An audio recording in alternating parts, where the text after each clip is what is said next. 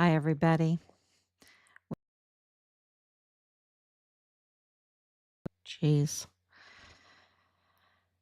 27 days? I don't know. Let me look.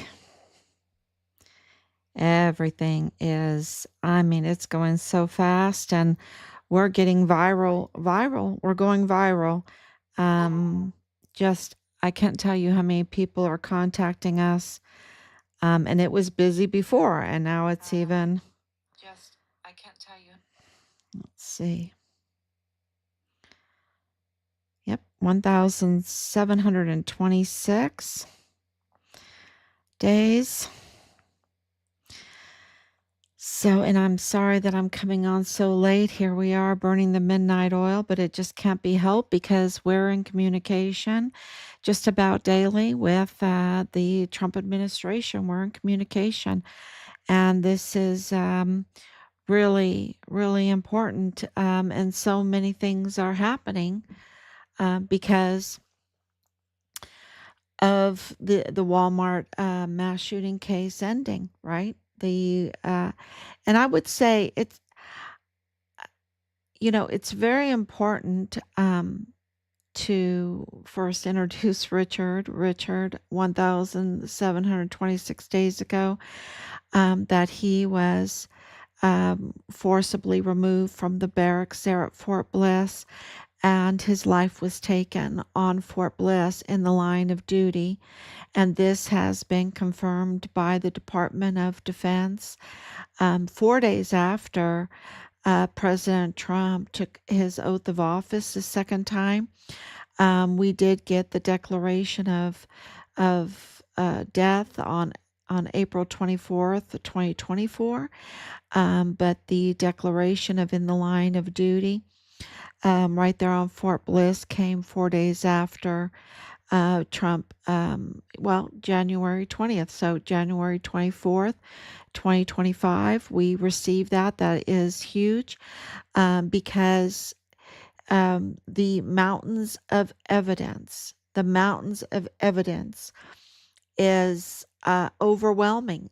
It's so overwhelming that, and most of you know that we still have not received our son's remains, even though there's clear evidence that remains were found, that remains were autopsied, clear evidence of all of them, a lot of evidence of witness statements and all of that.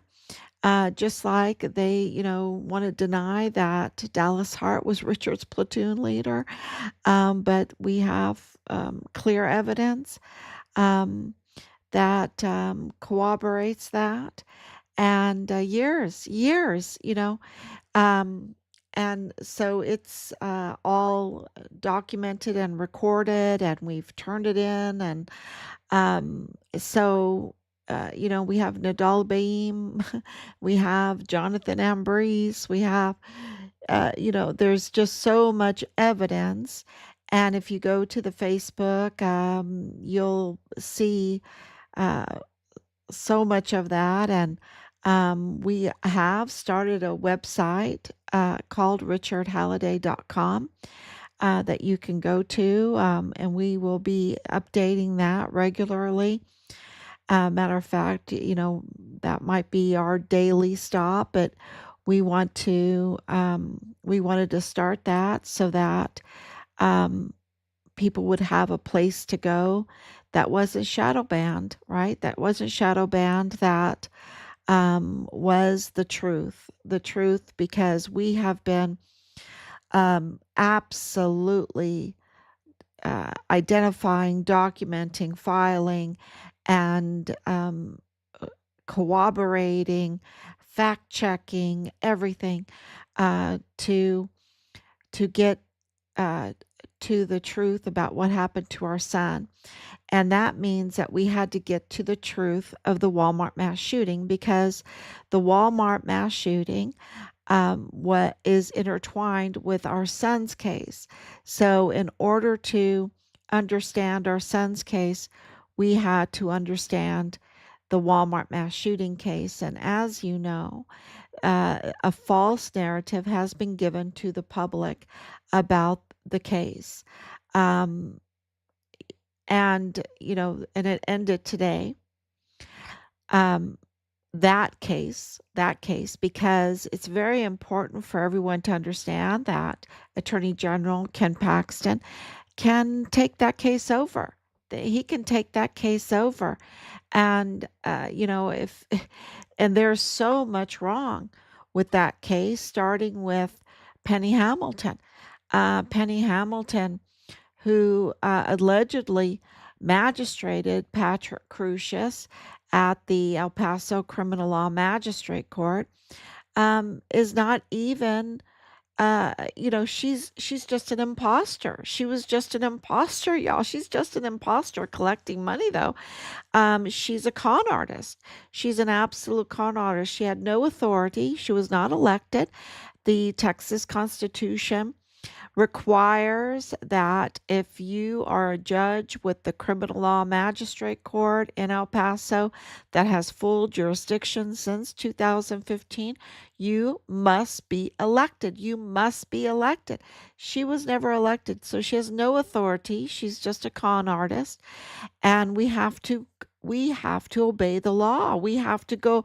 Our laws are there for us to follow. And just like before you take the oath of office as a district attorney, or in the criminal judicial system, most very important placements like a district attorney, you must sign an anti-bribe promise to the people that you have not taken a bribe before you take your oath of office. That's the law. And so, of course, Bill Hicks didn't do that. He was never a district attorney, he never had the authority. He always knew that. And so, he tried to tamper to undo it, but the deed was done, and you can't undo not signing the anti bribe promise to the people before you take your oath of office. When you've taken your oath of office, you can't really undo that. Yeah, it's a real mess to try to undo it. And then James Montoya did it, and he tampered with documents with that 2028 stamp to try to undo it or whatever, and he went into the future. Um, you know, this is not Back to the Future, as someone said. So, it's just they tampered, so they're not legitimate DAs, and they know this. It's like when you know something, that it really hinders everything that you do, right? Because you're living a lie. They were absolutely living a lie. James Montoya is living a lie. And I think that had a big effect on how he handled the Patrick Crucius case, because his whole history is to go to trial. He didn't go to trial. He should have taken this case to trial. He should have tried to get the death penalty like he promised. I don't think he would have gotten it, but he needed to try to do it because he promised that.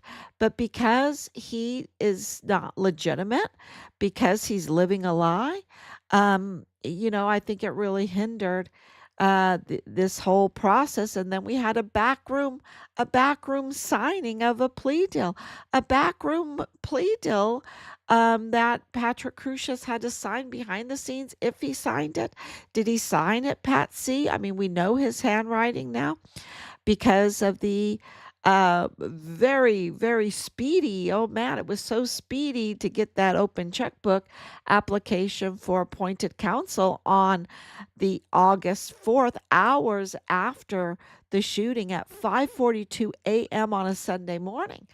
They got that in real quick because that was their door to milk. That was their door to the the creamery, right? To milk the American taxpayers for millions and millions of dollars, and hurting other cases because of taking for themselves under the guise of, Patrick Crusius, and leaving the other cases with, little to nothing. So it's very, very criminal.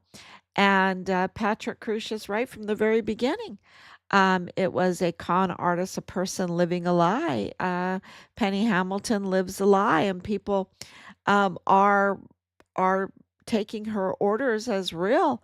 The seal on the case. What about the seal on Richard's evidence and case and everything?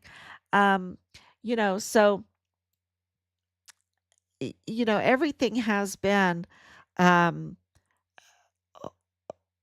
like this shadow government or something, or when you think about the Mayellas being in the shadow, in the federal courthouse being the family of Patrick Crusius, being in the DA's office with Jaime Esparza, with James Montoya working on this case, and Patrick Crusius's family being in the FBI El Paso field office, and Patrick Crusius' family being at the Walmart cybersecurity, right? Cybersecurity for Walmart. So Patrick Crusius's family is everywhere. Were they in UTEP? Were they in UTEP? I mean, it seems like they're everywhere. And in El Paso. So this was not a random place that Patrick Crusius came from. Um, he absolutely knew it very well because his family is here. His brother, with Alexis Mayella, getting married and all of that. But his brother-in-law then, being, this cybersecurity technician and trained hacker. Um, yeah, it's this has all been a lie told to us, and Joe Spencer demanding the open checkbook. I don't know when he demanded that open checkbook. I'm thinking it had to have been before 5:42 a.m. on a Sunday morning on August 4th. That means they were planning this. They were conspiring together for this open checkbook, for this key to the creamery to milk the American taxpayer for millions and millions of dollars, right? And so, it's just been just unbelievable, jaw-dropping, loco, however you want to say, crazy insanity. This circus of a court under Sam Medrano has been, because he gave up the case to the federal. He had prime uh, jurisdiction. Yvonne Rosales had original jurisdiction, and they didn't even tell her. They just made a backroom deal when they wanted to hand it over. And here she wanted to go to trial, but they handed the case over to the federal courthouse, where Michael Mayella was a court manager, the courthouse manager. Um, without even telling Yvonne Rosales that they were doing it. They went into a backroom deal, and then it was just delay, delay, delay, delay, and just milk away, milk, milk, milk. They were very busy behind the scenes. I don't know if they went to Las Vegas. I don't know if they went, uh, where they were having their good times, um, you know, with this money they were milking. I don't know. But we might find out. We might find out because they have to tell us where they spent the money, right? They have to tell us where they spent the money. But, um, eh, you know, now they want like forgiveness or something. Here they're talking death penalty, death penalty, death penalty. And today, Sam Medrano broke every kind of courtroom ethical standard, um, safety standard, um, uh, caring for all the people, not just one person, by allowing this hug. This hug of Patrick Crusius today, if you haven't heard, Judge Sam Medrano allowed a hug from one of the victims to hug Patrick Crusius in his jail jumpsuit with chains and the bulletproof vest. And yeah, he allowed that in the courtroom, which is such a breach of security. It's such a breach of courtroom uh, ethics. Is that the right way to say it? Protocol, the process. It's such a breach of consideration for all the other victims, because just think of just hearing about it caused me to uh, have just, you know, just jaw drop. It's just, you have to suffer through that, suffer through the impropriety um, of that. It was just so inappropriate. You're talking about someone that you just plea dealed for killing multiple people. They won't tell us how many. It's one capital murder of multiple individuals. Well, how many? How many did Patrick Crusius kill? We want to read the plea deal, right? We want to read what they charged him for, what they sentenced him for. So, and you have all these victims in there, and they have to watch him being hugged. I mean, talk about impropriety.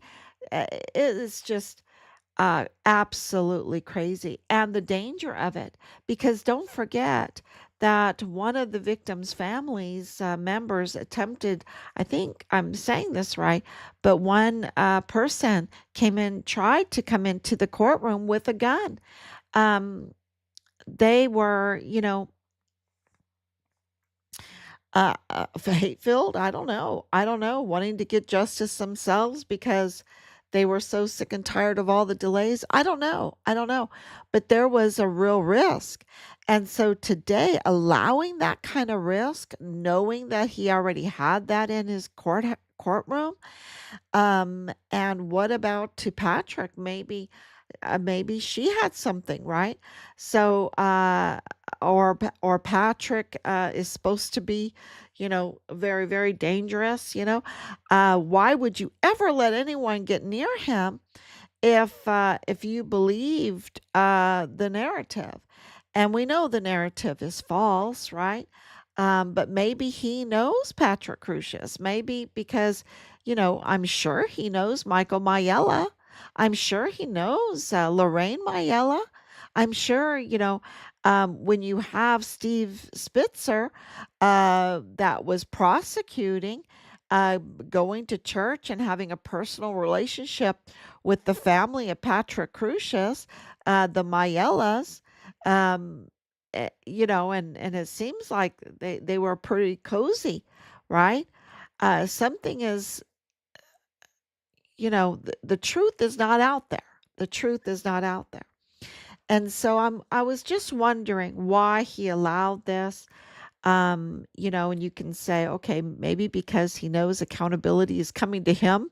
Maybe he wants to soften or teach the community to have some mercy on him for his criminal activity in this case, with Joe Spencer and his criminal activity in this case, and um, uh, Valenzuela and his and Mark Stevens and his criminal activity, and Bill Hicks his criminal activity, and all of this. Uh, you know, maybe they're just trying to form a narrative of forgiveness now, of hugs and forgiveness.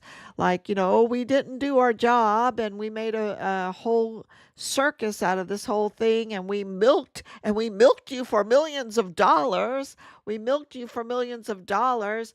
And so maybe you just need to hug us now, right? You can just forgive us. You need to hug us. And I think with this whole death of Pope Francis, and what they're looking for with the new Pope, and of course, the conclave of cardinals is absolutely looking to their flock.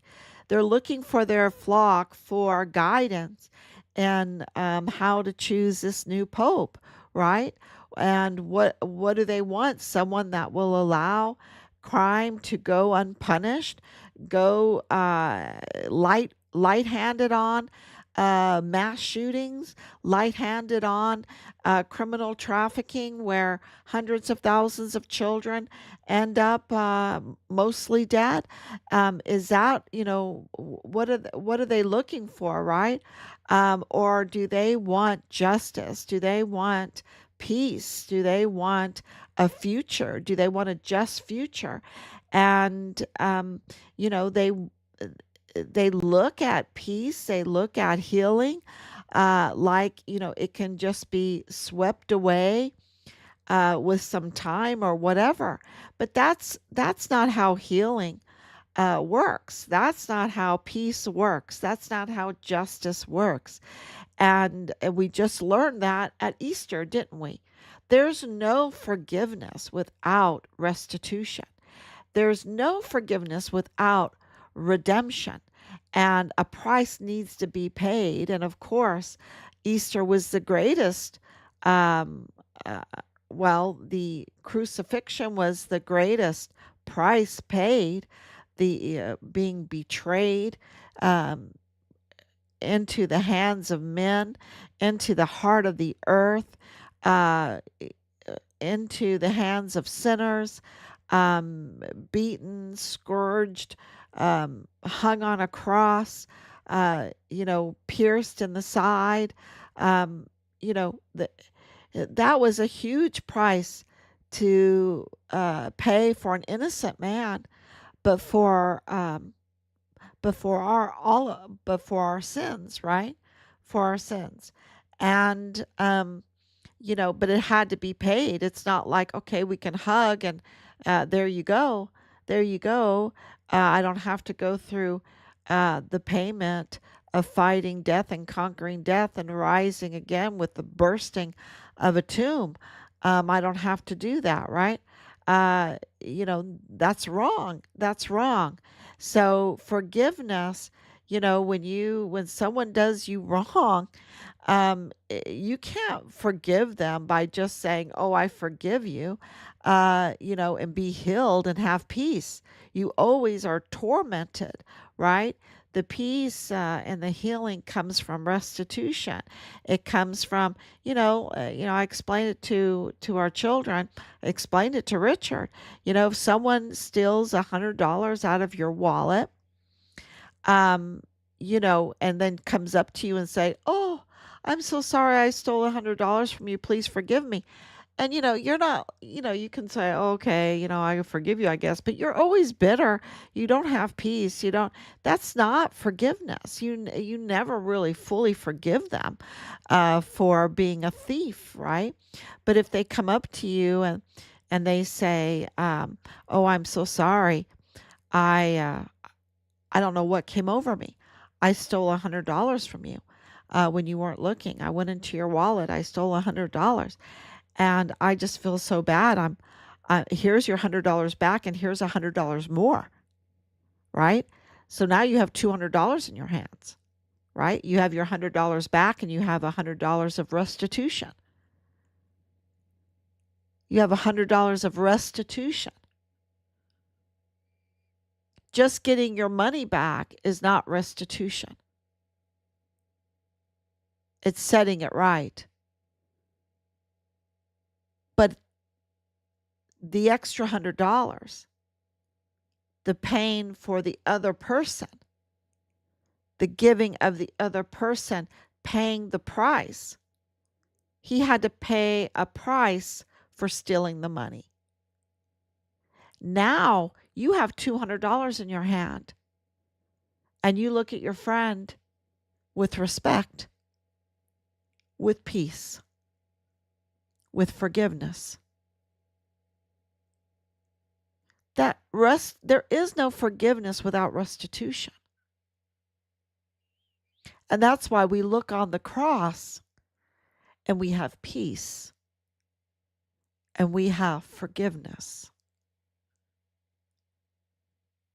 And so, when crimes are not paid for and it's just lie after lie after lie, like in the Walmart mass shooting, like in Richard's case, we were so lied to, and we were lied to not entirely by the murderers of Richard, but by those that were supposed to protect him. Just like in the Walmart case. Joe Spencer was supposed to defend Patrick Crusius. And all he did was live a lie, be a con artist, brag about it. That's why we have the recordings of him bragging that Patrick Crusius wasn't a racist, wasn't a white supremacist, that he wasn't right in his head, that he failed kindergarten, that he couldn't speak until he was about 6 years old, that he couldn't even get through special education classes without having to be separated from the rest of the special needs individuals because he would get frustrated and start hitting himself. That he demanded an open checkbook, not nickels and dimes if he was going to take the case, but an open checkbook. That he made a backroom deal with Sam Medrano to give over the jurisdiction of the case to the federal Judge David Guadarrama. That he was, that Patrick Crusius was targeted by a lot of white supremacist gangs. That he surrendered 2 times. That Jaime Esparza's sister was in the Walmart shooting and that they, allowed him to stay on the case for almost 2 years with that conflict of interest when Jaime Esparza's sister called her from the Walmart and that he went there and that before the crime scene was secured, that he walked that crime scene, that he tampered with the crime scene. And that he was allowed to stay on the case even though it was quote unquote personal to him. And that they allowed that.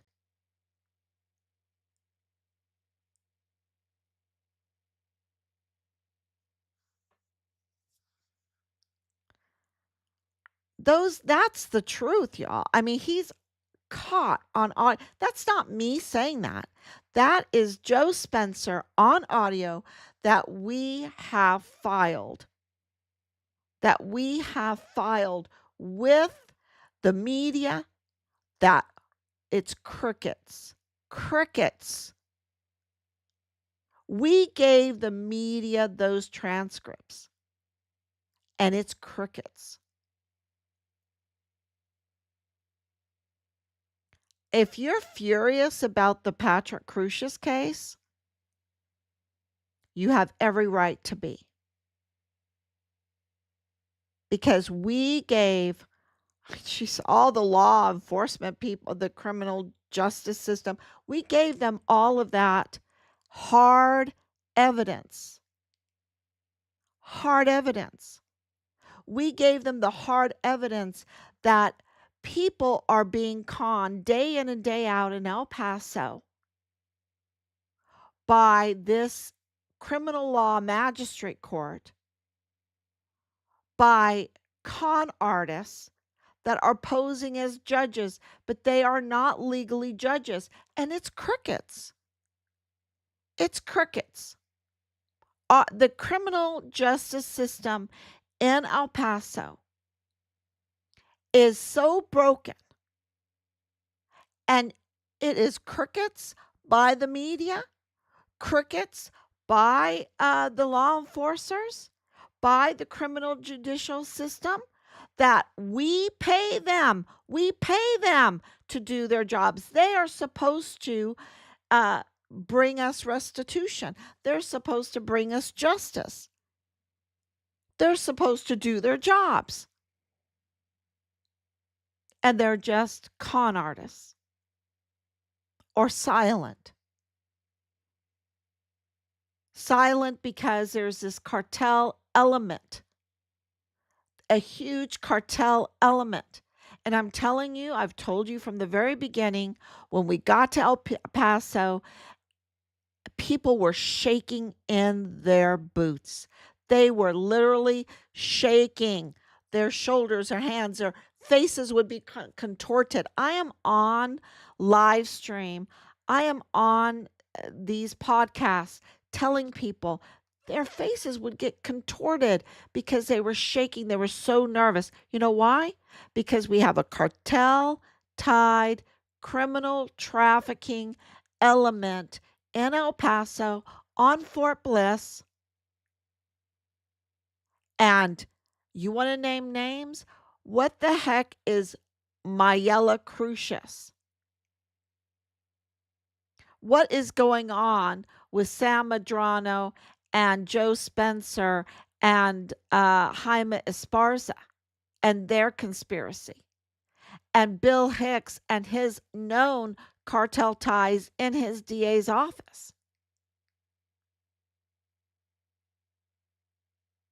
What is going on with Representative Veronica Escobar and her known cartel ties in the criminal medical chief medical examiner's office?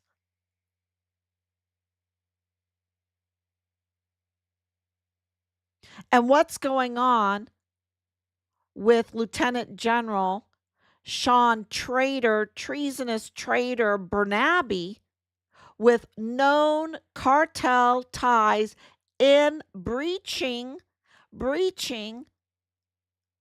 our military base, Fort Bliss, breaching the security of our Fort Bliss, where we have weapons, where we have ammos, where we have missiles, where we have, he allowed the breaching of that entire post. He's such a traitor. He's so treasonous. There's no question about it. It's just the truth because the evidence confirms it. And instead of having Richard's back, who was whistleblowing on these cartel-tied criminal trafficking embedded individuals network, even in the VA, with access to our war fighters' most sensitive files.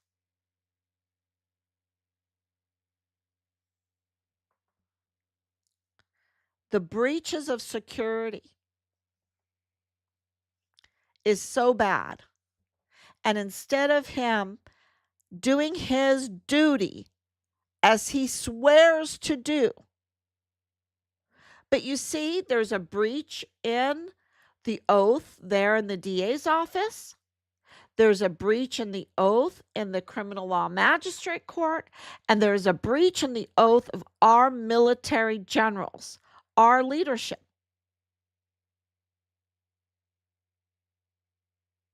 They're breaching their oath, and there's no forgiveness until there's restitution.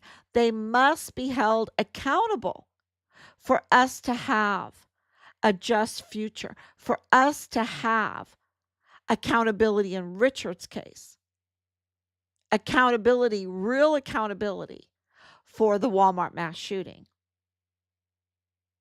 real accountability for the criminal trafficking that trafficked 10,000 children at a time, hundreds of thousands of children that are now mostly dead. The trafficking, the theft, the open theft of weapons and ammunition and equipment and everything, and the substance deaths that did not need to happen.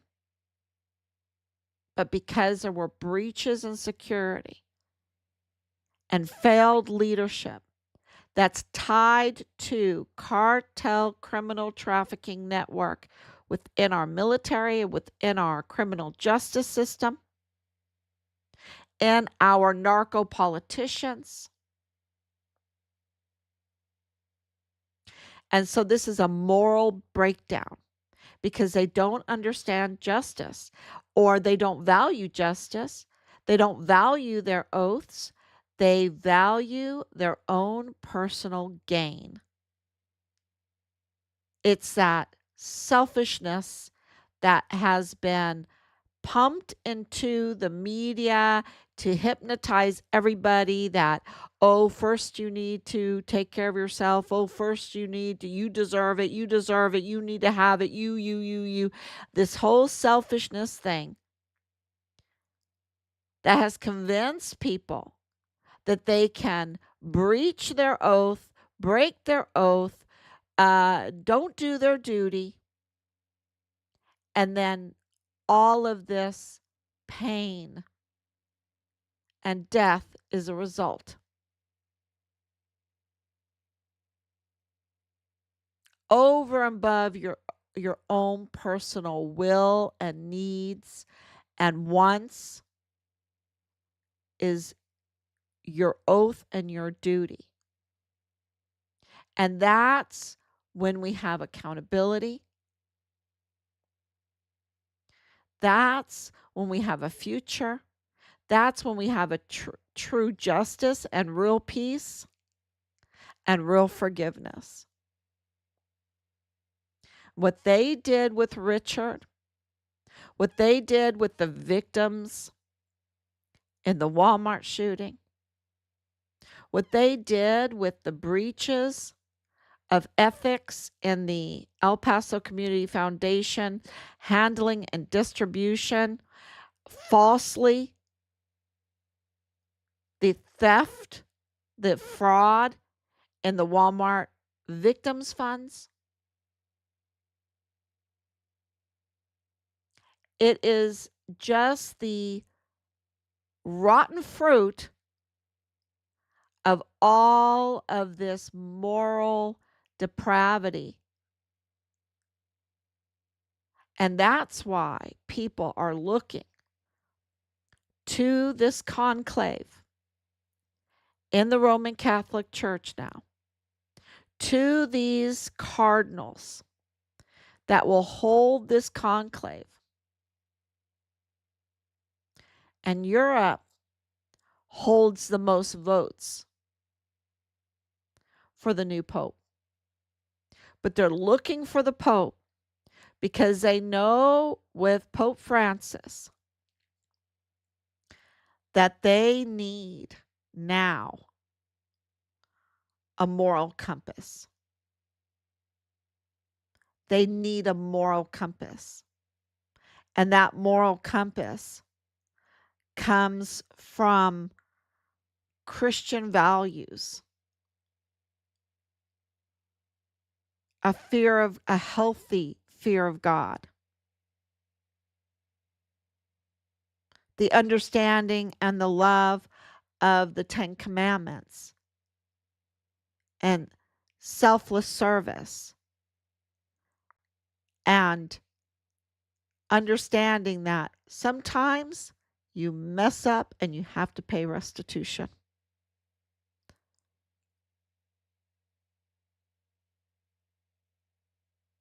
in order to get forgiveness, true forgiveness.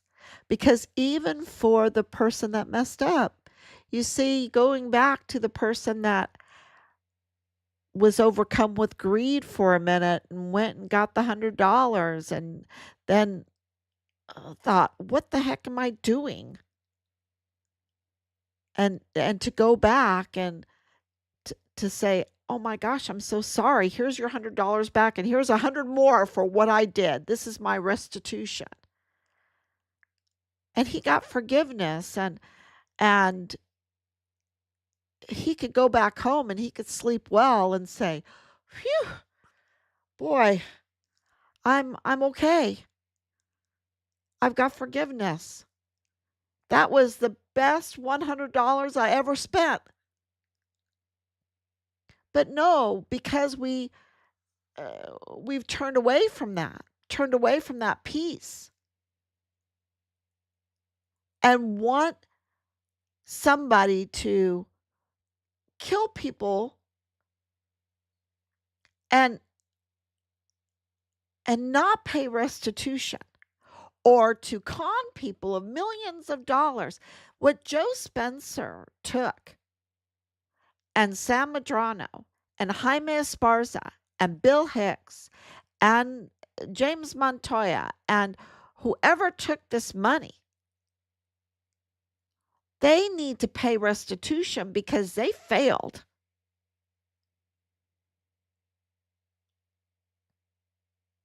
They failed, and they gave us a con job. They gave us lies. These are acts of crime.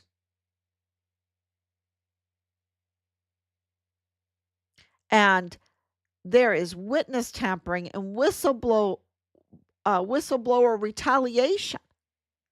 And in Richard's case, the whistleblower retaliation ended up in his murder. It went so far because it didn't just start with his murder. They retaliated against him. And there's a very clear video of Glennon Oakley Jr. on August 4th. So August 3rd, he's saving children. He's all, oh, wow, very humble. He was very humble, a hero, but happy to do it because he was packing and he heard gunshots in the mall and he saw guys in black, like mall cops with M4s in the mall. And he wanted to help those kids because he heard gunshots in the mall. And they were all running around crazy. And the next day, for saying the truth, what he saw, what he heard, what he did on CNN with Wolf Blitzer, the attack dogs came out after him. Because that was not the narrative that the conspirators, that the operation wanted to have. And the next day you could see it. He had been visibly bullied and put into fear, threatened, intimidated, you name it. You saw it. He was crying. Here is a soldier, a hero soldier, crying because he was being tormented by these attack dogs. And let me tell you, we understand it because they've come after us too for months and months. But thank God we're not 19 years old. We're not 21 years old. These attack dogs, we just said, "Get behind me, Satan." Where's Richard? I don't care what you have to say. Where's my son? But for Glennon Oakley Jr., it was brutal. For Richard, it was brutal. They went after him, and then they abused their power. This is military officers abusing their power and using the UCMJ. This is Sean Bernabe in our meetings being led by the JAG UCMJ, trying to intimidate us about how they had intimidated Richard, how they had threatened Richard. And we were like, are you insane? Where's Richard?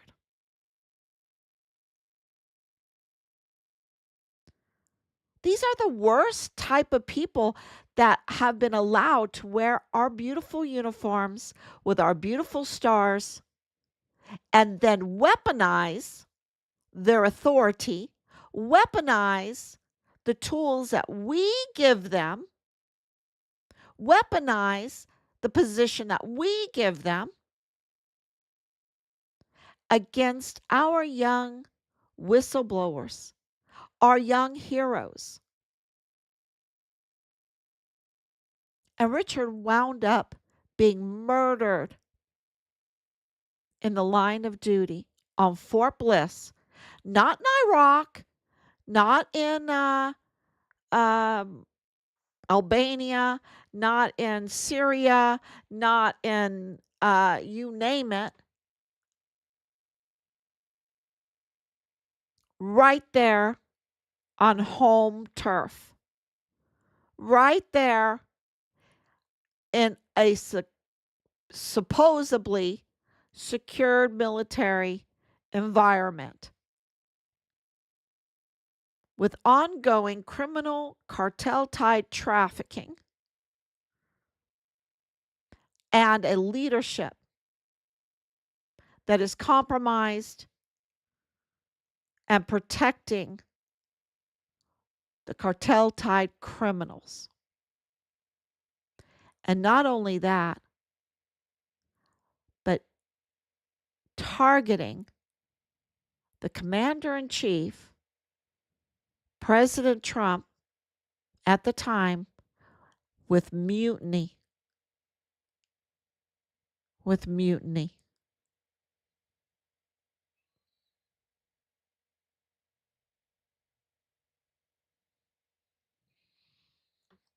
And that's the truth. And I think this whole thing in El Paso is kind of like a mutiny.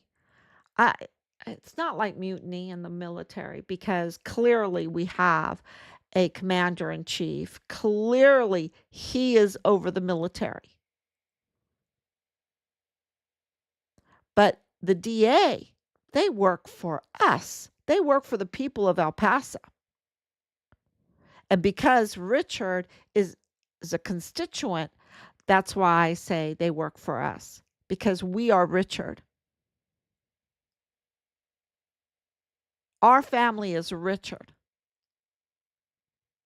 And the DA, there's no legitimate DA right now active. You got one legitimate DA. Her name's Yvonne Rosales. But where is she? She's AWOL. She doesn't honor her oath because the culture is not to honor your oath. And that's why this pope is so important. And I hope the new pope that we demand.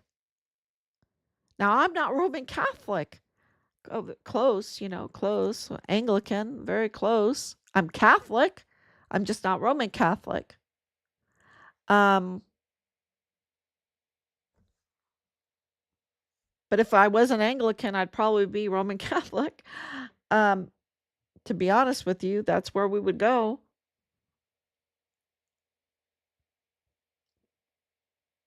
That's why this pope is so, I'm just paying attention so much. And I hope that the Roman Catholics demand from their cardinals somebody that will honor oaths, somebody that fears God, that wants the rule of law, meaning every word that proceedeth from the mouth of God is law word. Getting back to thy will be done, not my will be done. Oh Lord.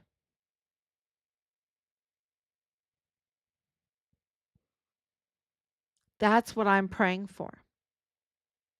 Because the display today in the courthouse was the opposite of that. Putting a victim in more danger by allowing her to have physical contact with Patrick Crucius and vice versa, and breaching courtroom protocol and antagonizing all the other victims that had to watch that. Can you imagine how they felt? And the public,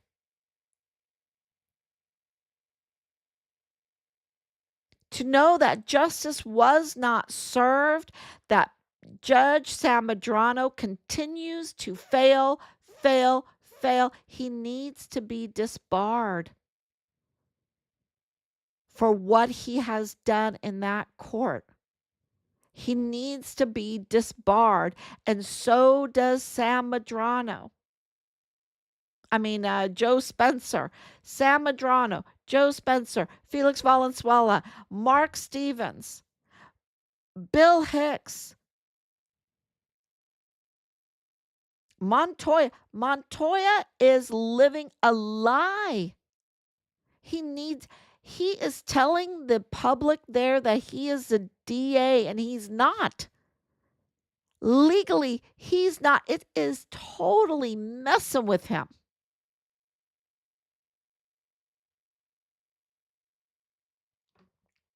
And Judge Guadarrama knows it true, because he's the one that we did an open records to say, hey, can you give us uh, James Montoya's statement of officer that you should have requested before you gave him the oath of office? Because you gave him the oath of office twice. When did he give you the statement of officer? It's been crickets. That means Montoya, well, we have the documents that we got from other FOIAs, but we had to work hard to get all that together, to be able to tell the public what Judge Guadarrama knew to be true, what James Montoya knew to be true, what the Secretary of State of Texas knew to be true, that James Montoya is not the DA because he did not install properly.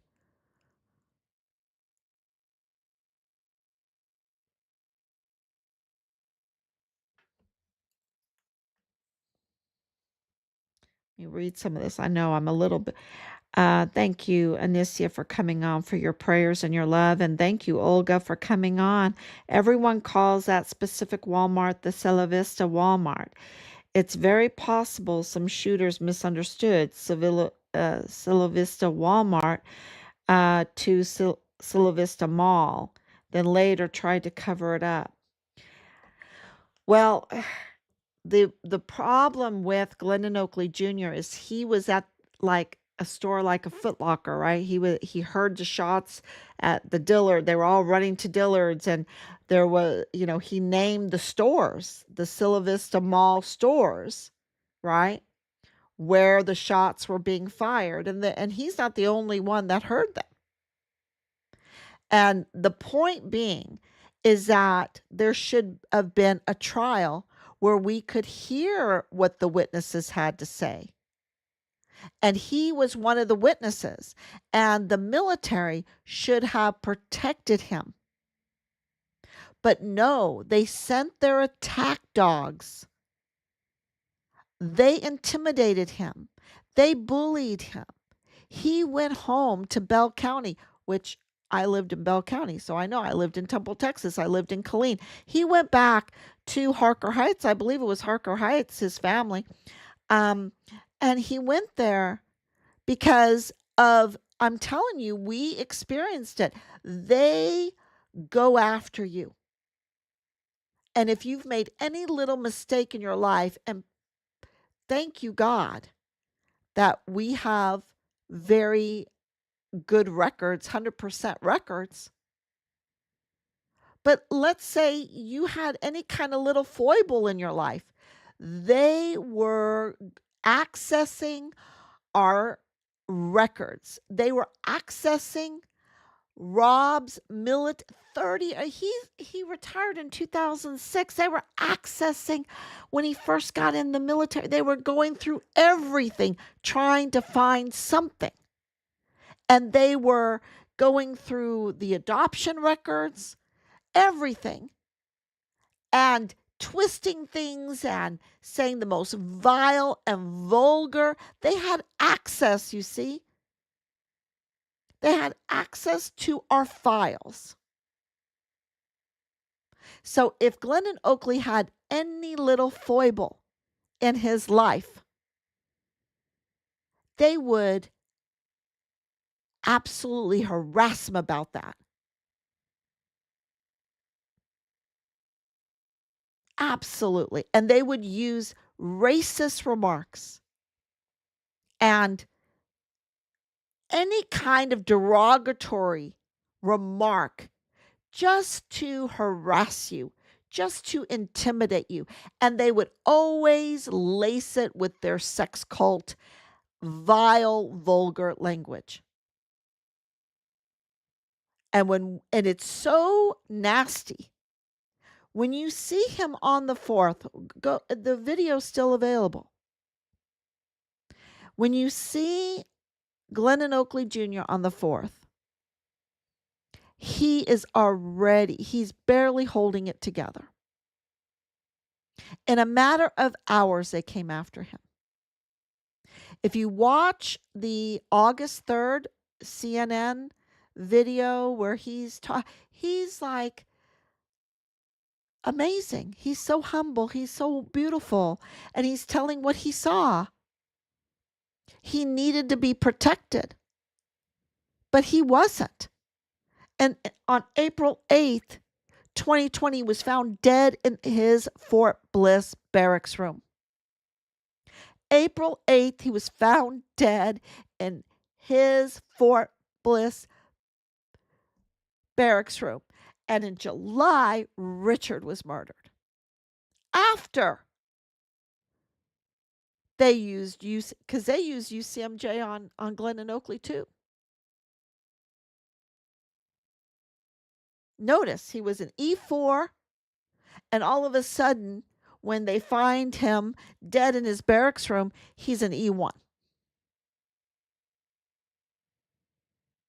What they did to the whistleblower, to witnesses, it is so criminal. And Sean Bernabe needs to pay. And there's others. But we had personal meetings with that traitor.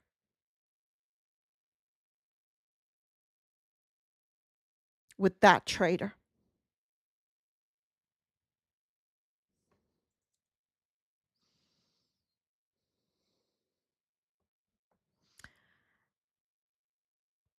I don't know what the cause of death was.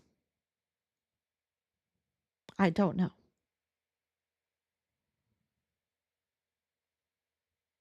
All I know is that they did not protect him.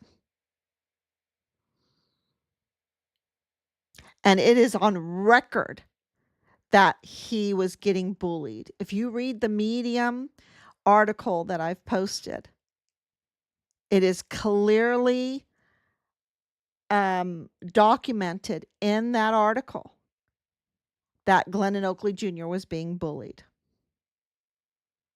And in Richard's case, we have that. We have that. Clearly, he was being the same way by these same attack dogs. Bullied, intimidated. I mean, they are ruthless.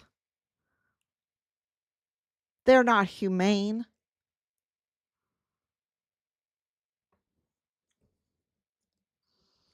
And it told us something because we're like, wait a minute. We have a son that is disappeared and dead. And they are doing this to us. And we're asking for protection. We're asking for them to help make it stop. And they're not. They're contributing. Then we caught our CAO, our casualty affairs officer, engaging in this kind of attack dog asymmetric warfare tactic against us. Our own casualty affairs officer, the first one we had. Lyons, Joshua Lyons. I mean, they went to, don't forget this, they went to the guard mount and the MPs to tell the MPs the most outlandish smears of Richard from the guard mount so that the MP would harass us. And they were lies. And we asked him, where the heck did you hear that from? The guard mount. Well, who runs that guard mount? CID, who was ran by what? The Leilani Hart. Leilani Hart was bragging that she ran the CID on Fort Bliss. That's why we have the FBI number for her confession, the CID number for her confession, because she was just bragging, see, I have power. And she was giving it to people. The most disgusting confessions about her own family, she was publicly telling people. And sharing the FBI number that she got because people don't get FBI case numbers.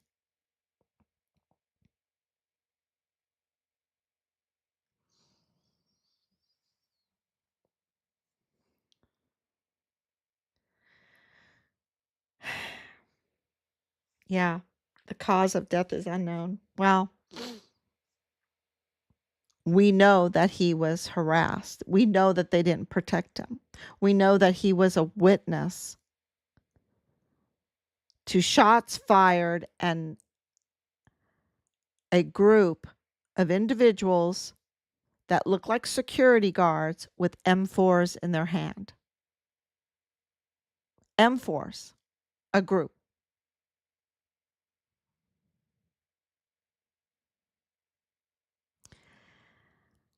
So thank you, Olga. I'm just, watching the circus today. Right before I came on. It's, it gets, you just get, you're not allowed to be emotional in this. You have to stay very calm, and that's really hard. It's really hard because of everything that they've done. But just pray. And if you're Roman Catholic, make sure that your cardinal knows how you want them to vote. Because, a pope can be in there for years and years and years. And the cardinal votes um, is supposed to vote for you, representing you. So, I mean, really representing God, right? Doing what God wants. That's how they should vote.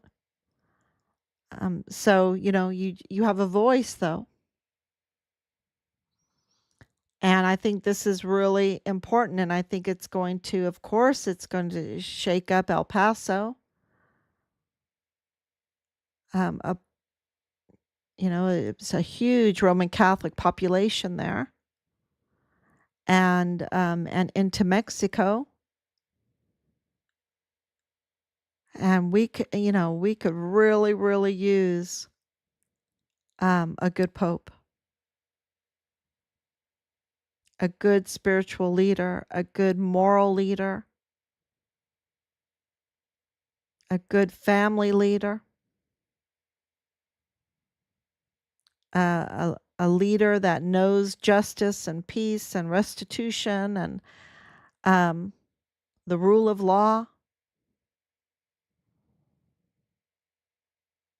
Yeah. So I'm really praying for that, and it's been really, all in all, I tell myself, Pat, this is a very good thing that this case closed today. You need to be celebrating, but it's so hard to watch that circus, and so maybe tomorrow, well, or later today, but uh, it was a very good thing because now they don't have their open checkbook.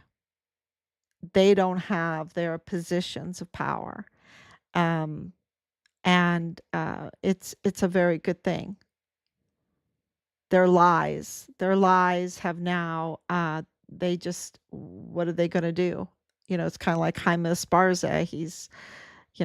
He doesn't have a position anymore. And so it's a really good thing for the people of El Paso. And yeah, so we really should be happy about it. Now we can really focus on Richard's case, because, of course, the Attorney General can absolutely look at this Walmart mass shooting again.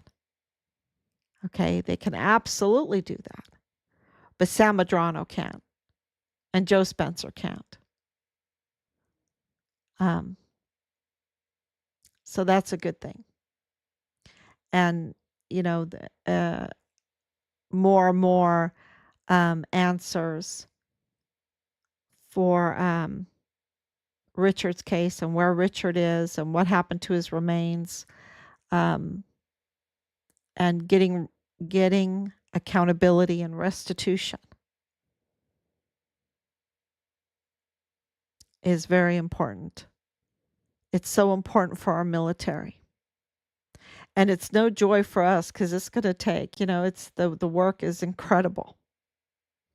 And the mental, um, I'm just in awe of God to keep us this together for so long. It's just amazing. And yeah, so, uh, but we need our military, we need our communities strong, and they just cannot do this to whistleblowers. They cannot do this to witnesses. They just, our military, they cannot breach our military. We cannot put stars. Sean Bernabe got a star from the Senate Arms Committee. They need to be held accountable for that because they absolutely knew. We've been crying about this, legally in all of our, I can't tell you how many letters, and every letter we send, and that's not including our emails, every letter we send certified. Every letter. And I can't tell you how many letters we've written. So, you know, It's there's a new sheriff in town. We have absolute confirmation. We know the floodgates have opened up of accountability, and we're waiting. We're waiting. And not just waiting silently, not doing anything. We are continuing to identify the crime, document the crime, and file the crime. And it's going to happen. It's going to happen. So that's our faith that it's going to happen. If you seek, you shall find, right? So thank you so much. And I'm sorry I'm a little bit like full of vim and vigor tonight, but have a great night's sleep. And I will be